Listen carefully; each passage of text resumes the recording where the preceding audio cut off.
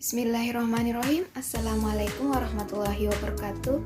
Perkenalkan, nama saya Kirana Zahra, NIM 2109025000014, jurusan Pendidikan Akuntansi kelas B, mata kuliah Perkembangan Peserta Didik, Fakultas Ekonomi Universitas Negeri Makassar tahun 2021. Kali ini saya akan membahas mengenai faktor-faktor yang mempengaruhi perkembangan.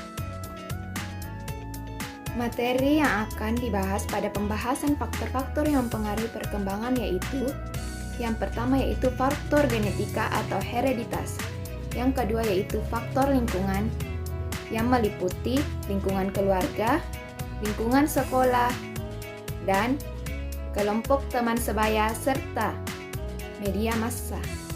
Yang pertama yaitu faktor genetika atau hereditas, yaitu masa dalam kandungan dipandang sebagai periode yang kritis dalam perkembangan kepribadian individu, sebab tidak hanya sebagai saat pembentukan pola-pola kepribadian, tetapi juga masa pembentukan kemampuan yang menentukan penyesuaian individu terhadap kehidupan setelah kelahiran.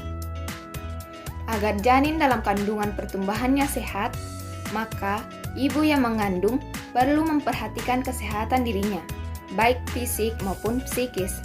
Fungsi hereditas dalam kaitannya dengan perkembangan kepribadian adalah: yang pertama yaitu sebagai sumber bahan mentah, yang kedua membatasi perkembangan kepribadian, yang ketiga mempengaruhi kepribadian jenis.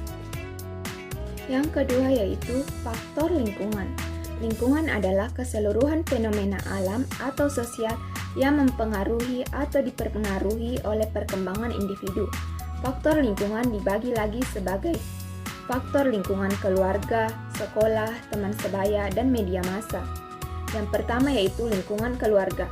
Lingkungan keluarga dipandang sebagai faktor penentuan utama terhadap perkembangan anak, seperti keberfungsian keluarga seiring perjalanan hidupnya yang diwarnai faktor internal dan faktor eksternal. Maka, setiap keluarga mengalami perubahan yang beragam.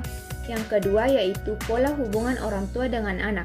Penelitian ini bertujuan untuk mengetahui gaya perlakuan orang tua dan kontribusinya terhadap kompetensi sosial, emosional, dan intelektual siswa. Yang kedua yaitu lingkungan sekolah.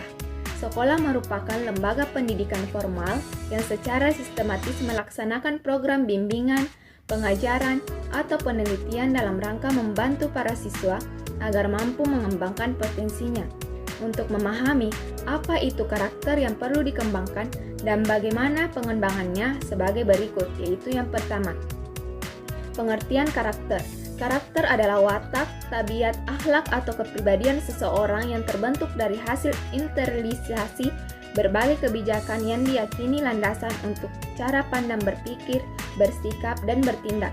Yang kedua yaitu karakteristik yang dikembangkan, nilai-nilai yang dikembalikan dalam pendidikan budaya dan karakter bangsa didefinisikan dari sumber-sumber berikut, yaitu agama, Pancasila, budaya, tujuan pendidikan nasional. Selanjutnya yaitu strategi pengembangan karakter di sekolah. Pada dasarnya fungsi sekolah dari pendiriannya mempunyai masa untuk membangun karakter atau akhlak para siswa di samping mengembangkan wawasan dan penguasaan ilmu dan teknologi. Setiap strategi itu dijalankan sebagai berikut, yaitu menciptakan iklim religius yang konduktif, menata iklim sosio-emosional, membangun budaya akademik, terpadu dengan proses pembelajaran, terpadu dalam program bimbingan dan konseling, terpadu dalam kegiatan ekstrakurikuler, kerjasama dengan pihak lain. Yang ketiga yaitu kelompok teman sebaya.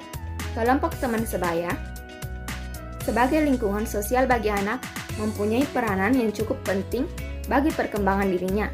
Pengaruh kelompok teman sebaya terhadap anak bisa positif ataupun negatif. Positif apabila anggota kelompok itu memiliki cukup perilaku positif atau akhlak mulia. Negatif apabila anggota kelompoknya berperilaku menyimpang atau kurang memiliki tata krama. Yang keempat yaitu media massa. Salah satu media massa yang dewasa sangat menarik perhatian warga masyarakat, khususnya anak-anak, yaitu televisi. Televisi sebagai media elektronik mempunyai kemampuan untuk memberikan informasi pendidikan, hiburan kepada peminatnya. Setiap tayangan televisi mempunyai dampak negatif, yaitu di mana musik dan film-film banyak yang tidak boleh dinonton oleh anak-anak. Sekian materi mengenai faktor-faktor yang mempengaruhi perkembangan.